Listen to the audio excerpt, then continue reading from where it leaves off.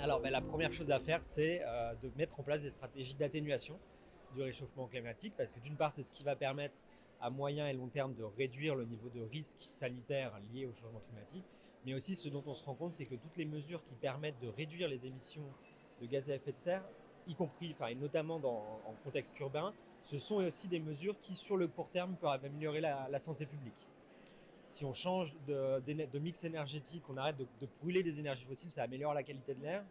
Si on décarbone les transports en laissant plus de place à la marche, au vélo, au transport actif, ça améliore la santé, l'activité physique.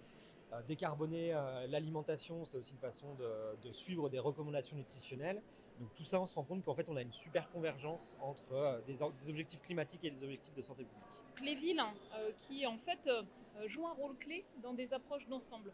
Pas uniquement réduire les émissions de gaz à effet de serre, pas uniquement s'adapter à un climat qui change, mais une pensée de transformation multiple qui intègre aussi les enjeux par exemple de santé, de bien-être, de vivre ensemble, d'équité.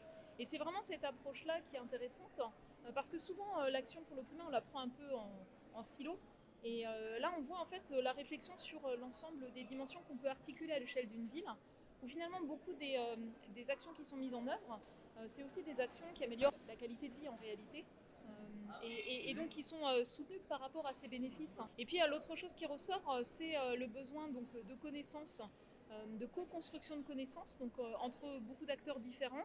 On avait par exemple les acteurs dans les villes, les acteurs de la recherche, par exemple sur le climat urbain, mais aussi les acteurs des assureurs, des entreprises. Et on voit en fait qu'il y a aussi cet enjeu d'arriver à co-construire des connaissances en s'appuyant sur les compétences multiples des acteurs de terrain.